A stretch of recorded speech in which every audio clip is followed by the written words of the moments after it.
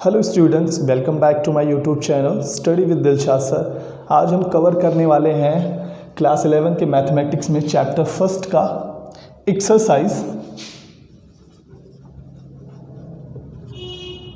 1.2। Previous video में हमने 1.1 complete exercise कर ली थी। आज हम एक्सरसाइज 1.2 के बारे में बात करेंगे, लेकिन उससे पहले हम बात करेंगे कुछ basic concept of the exercise, यानी इस एक्सरसाइज में जो यूज़ होने वाली चीज़ें हैं वो कौन कौन सी हैं, बात करेंगे उस बारे में। तो सबसे पहले हम देखेंगे जो सेट्स हैं वो कई फॉर्मेट में दी होती हैं। जैसे पहला है, बुक में आपके दिया हुआ रहेगा, दोनों एक साथ दिया रहेगा, परिमित और अपरिमित समुच्चय। यहाँ पर हम लोग पढ़ेंगे अलग अलग करके। तो सबसे पहला है हमारा परिमित समुच्चय।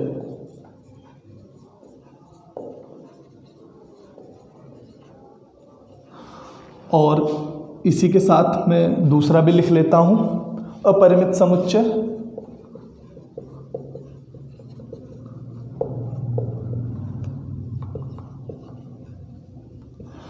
नाम से ही हम क्लियर कर पा रहे हैं परिमित, भाई जिसको हम जान सकते हो कि इसकी सीमा कितनी है, लिमिट में हो, है ना, लिमिटलेस। अपरिमित जिसको इनफाइनाइट सिंबल से भी रिप्रेजेंट करते हैं अपरिमित चीज़ों को। तो यहाँ पर परिमित समुच्चय यानी फाइनाइट सेट्स क्या हैं और इनफाइनाइट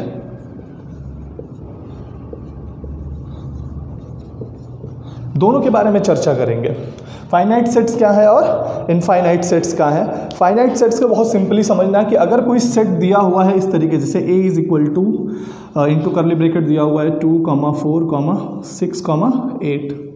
अब यहाँ पर इसके जो अवयव हैं, एलिमेंट हैं, उन्हें हम काउंट कर सकते हैं। जैसे 1, 2, 3 एंड 4 इसके एलिमेंट हम काउंट कर सकते हैं। हाँ, ऐसे ही हम लिख देते हैं इनटू इंग्लिश अल्फ़ाबेट में, भाई वॉवेल्स को लिख दिया जाए A, E, I, O and U। भाई वॉवेल्स 5 है, लिख सकते हैं। सेट्स में लिख दिया जाए इंग्लिश अल्फ़ाबेट के 26 लेटर हम जानते हैं। तो ये जो काउंट कर सके, हमें पता कि भाई इसमें काउंट कर सकें, या पहले से पता होता है इसमें 5 आने वाली, इसमें 10 आने वाली है, या कह दिया जाए कि प्रथम 5 10 के गुणज, है ना। तो 10, 20, 30, 40 और 50, यानी जिनको काउंट कर सकेंगे वो हमारी क्या होंगी, परिमित समुच्चय में, है ना, एक डेफिनेट होगा। अपरिमित समुच्चय क्या होगा, अपरिमित समुच्चय जो सेट्स में दिए हों, फॉर एग्जांपल जैसे नेचुरल नंबर दे दिया जाए, तो 1, 2, 3, 4 और डॉट डॉट डॉट, कॉमा के बाद 3 डॉट जो है हम यूज़ करते हैं, ध्यान रखेंगे, ठीक है। तो यहाँ पर क्या हुआ कि इसको हम नहीं कह सकते, क्योंकि भाई नेचुरल नंबर अगर प्राकृतिक संख्याएं भी लिखी जा रही हैं तो ये तो क्या है, असीमित है, इनका कोई एंड तो है नहीं, लिमिटलेस है। तो ये क्या हो जाएगा, अपरिमित समुच्चय। तो परिमित जो नहीं होगा वो अपरिमित हो जाएगा, ऐसे भी थोड़ा समझ सकते हैं। फिर इसके बाद हम बात करते हैं, दिया रहता है इक्वल सेट्स, यानी तीसरे काइंड में हम बात करेंगे समान समुच्चय। समान समुच्चय यानी इक्वल सेट्स, ठीक है। और इसी से ही हम दूसरा भी लिखते हैं, दो चीज़ें एक साथ समझते चले, ज़्यादा बेटर है। इक्विवेलेंट सेट्स यानी समतुल्य।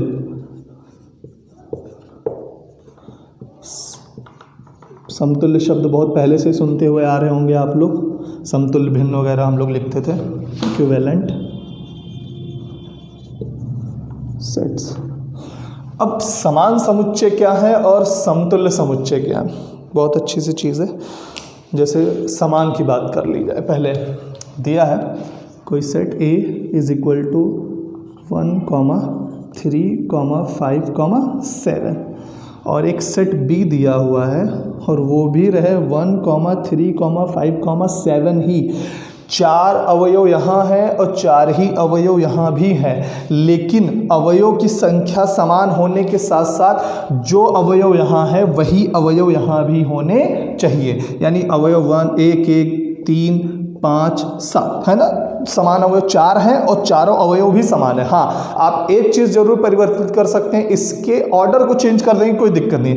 अगर B ये दिया होता या B ऐसे दिया होता 3, 7, 1, 5, तो भी ये इक्वल ही कहा जाएगा, क्योंकि बेसिक रूल में हमने चैप्टर फर्स्ट के एक्सरसाइज 1.1 से पहले जो पढ़ा था उसमें हमने पढ़ा था कि सेट्स को किसी भी ऑर्डर में लिखा जा सकता है, तो ऑर्डर अगर चेंज कर देंगे तो उसमें कोई दिक्कत नहीं है, ठीक है। अब फिर देखेंगे समतुल्य समुच्चय क्या है।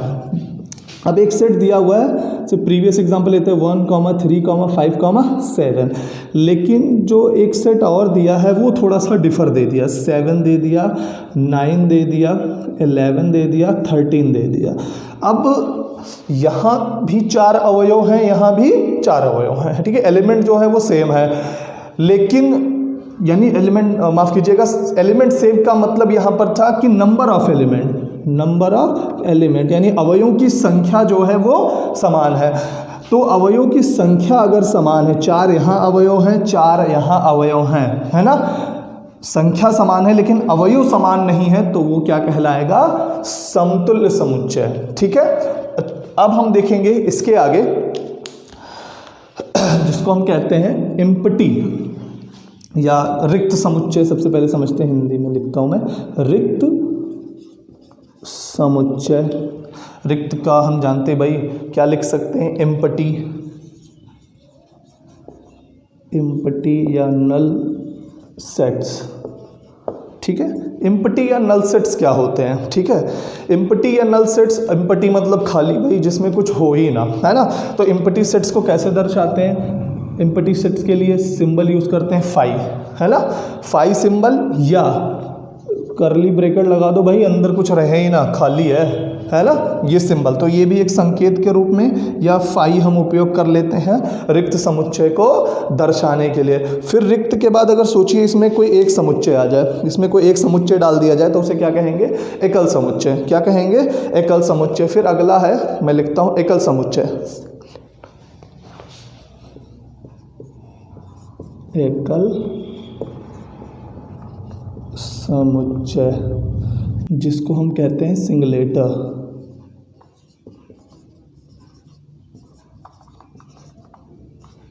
ठीक है, सिंगलेटर सेट्स।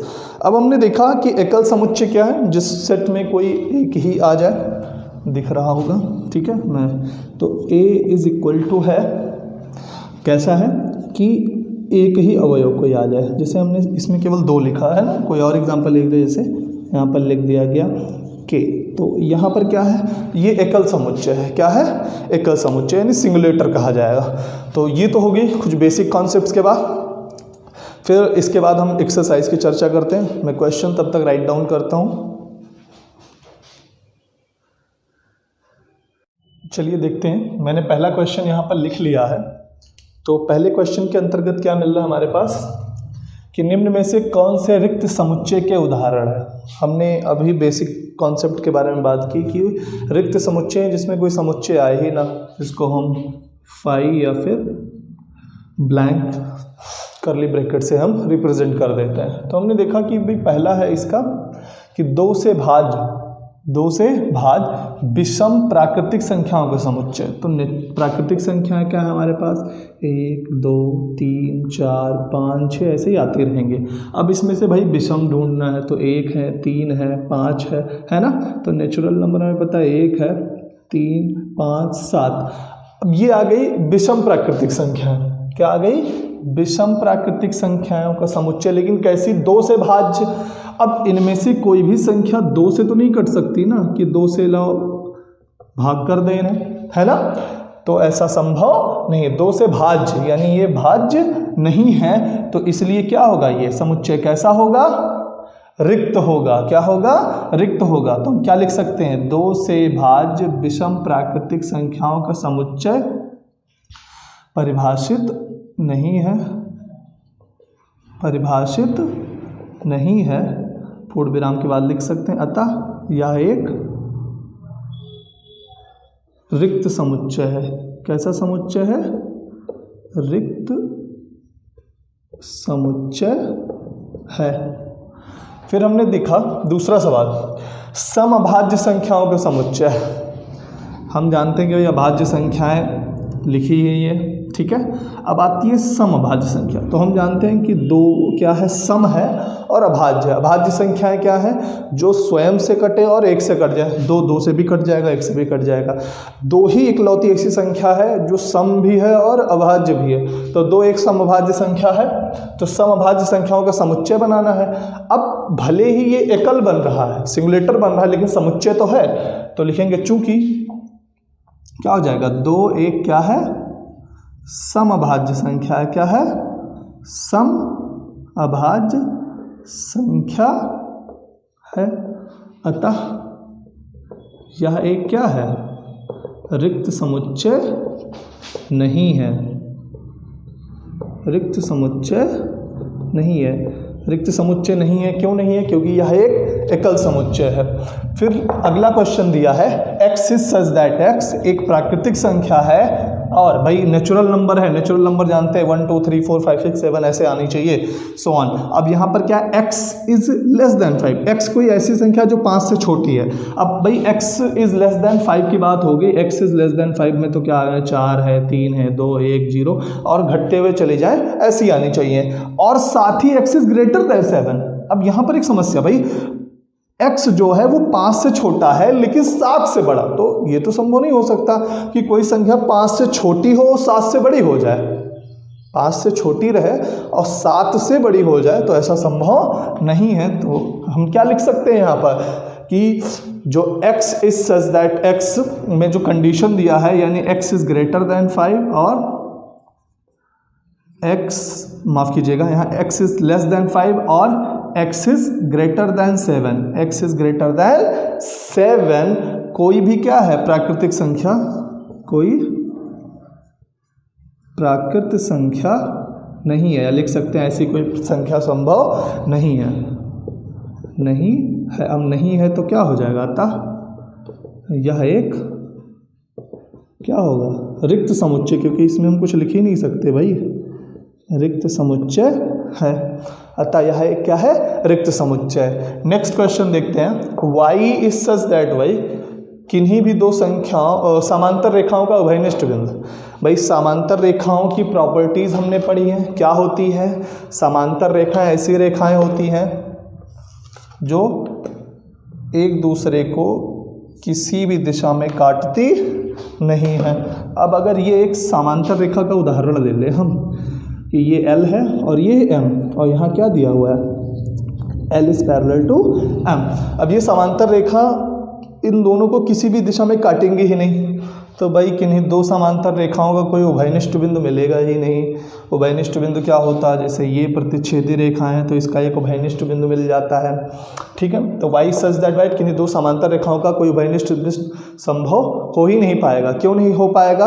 क्योंकि ये एक दूसरे को किसी भी दिशा में काटेंगी नहीं। तो हम लिख सकते हैं, चूंकि क्या लिख देंगे? समांतर रेखाएं, समांतर रेखाएं किसी भी दिशा में एक दूसरे को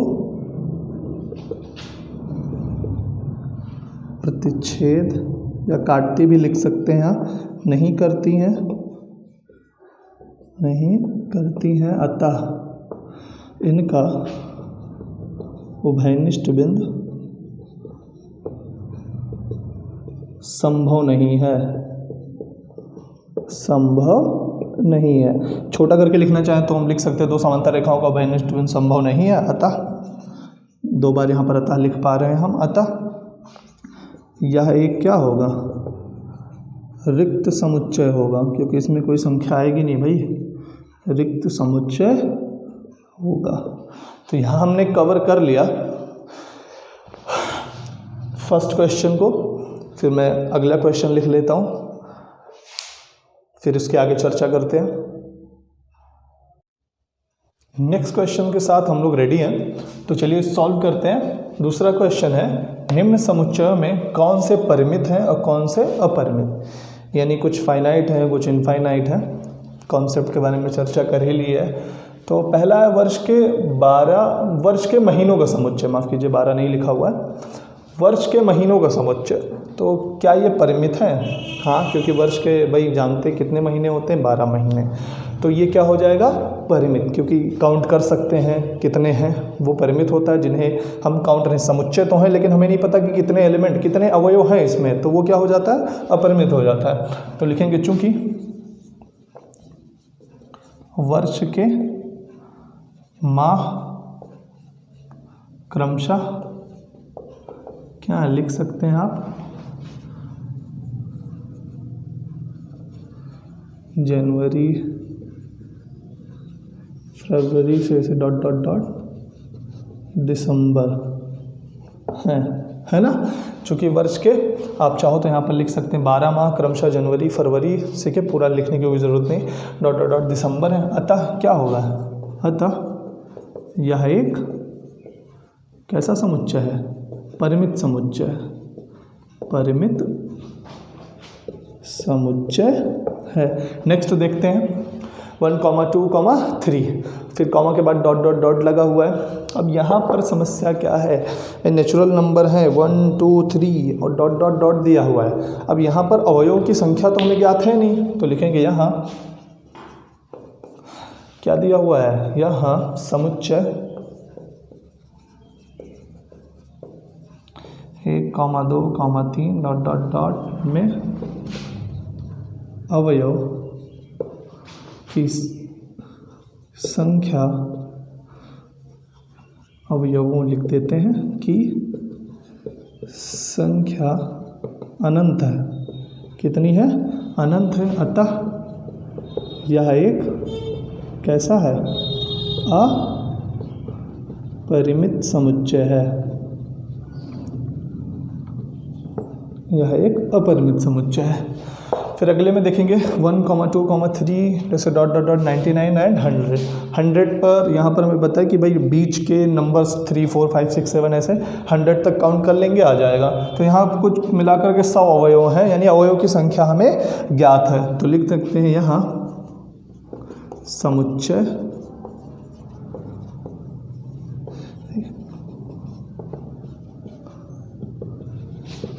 में, अब जैसे मैंने ऊपर लिखा वैसे लिख सकते हैं, भाषा बदल भी सकते हैं। अवयवों की संख्या ज्ञात है या 100 है ना, में अवयवों की संख्या 100 है, अतः यह एक परिमित समुच्चय। आपको कोई काउंट करने की ज़रूरत नहीं, हो सकता है कुछ ऐसे क्वेश्चन जिसमें आप काउंट ना कर सके कितने, तो आप लिखो संख्या ज्ञात है या ज्ञात की जा सकती है, अतः यह एक परिमित समुच्चय है। फिर 100 से बड़े धन पूर्णांकों का समुच्चय, पूर्णांक पॉजिटिव और निगेटिव दोनों होते, लेकिन यहाँ पर बड़े धन पूर्णांकों की बात हो रही है। तो भाई 100 से बड़े धन पूर्णांक क्या होंगे, 101 हो जाएगा, 102 हो जाएगा, 103 ऐसे ही आता रहेगा जिसका कोई अंत ही नहीं है। तो लिख सकते हैं चूँकि 100 से बड़े धन पूर्णांकों का समुच्चय क्या होगा, जानते ही हैं, लिख सकते हैं 101। भाई इतना लिखते हैं कि हमें पैटर्न समझ में आ जाए कि किस रूप में दिया हुआ है। क्या है, अनंत है, कैसा है, अनंत है, अनंत है, अतः यह एक अपरिमित समुच्चय है, अपरिमित समुच्चय है। नेक्स्ट देखते हैं 99 से छोटे अभाज्य पूर्णांकों का समुच्चय। अब 99 से छोटे अभाज्य पूर्णांक क्या हैं, यहाँ पर देखते हैं। तो 99 छोटे अभाज्य पूर्णांकों का समुच्चय हम लिख सकते हैं कैसे, 99 से छोटे अभाज्य, अभाज्य जानते हैं भाई जो स्वयं से और एक के अलावा किसी से ना कटे। तो 99 से छोटे 98 भी कट जाता है, 97, 97, फिर 94, फिर क्या होगा 96 भी डिवाइजेबल होता है, 95, 94, 93 भी, 89 आएगा, ऐसे ही लिख सकते हैं, है ना। तो अभाज्य पूर्णांक क्या हो जाएंगे भाई, 3 है, 1 ऐसे आता रहेगा।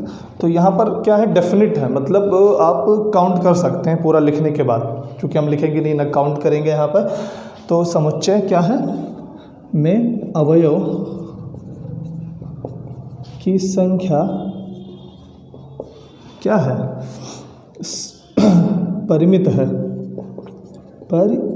है या गिनी जा सकती है। परिमित मतलब एक लिमिट से ज़्यादा नहीं, एक लिमिट में है ना। परिमित है अतः यह एक परिमित समुच्चय है।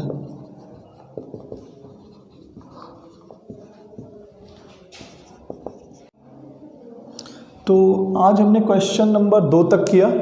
इस वीडियो में हम क्वेश्चन नंबर 2 तक ही सॉल्व करेंगे, फिर क्वेश्चन नंबर 3 से आपको नेक्स्ट वीडियो में सॉल्व कराया जाएगा। तब तक आप आगे के क्वेश्चन जो हैं, जो बेसिक और जितनी चीज़ें पढ़ाई की उसको ध्यान में रखते हुए खुद से अटेम्प्ट करने की कोशिश करें, और जो भी कन्फ्यूजन रहेगी वो नेक्स्ट वीडियो में क्लियर हो जाएगी। और साथ ही साथ इससे संबंधित अगर कुछ कन्फ्यूजन है तो जैसा बताया गया था कमेंट सेक्शन में या जो व्हाट्सअप नंबर प्रोवाइड किया गया उस पर आप अपनी कन्फ्यूजन को क्लियर कर सकते हैं। ठीक है, स्टे ट्यून्ड रहिएगा चैनल के साथ। Take care.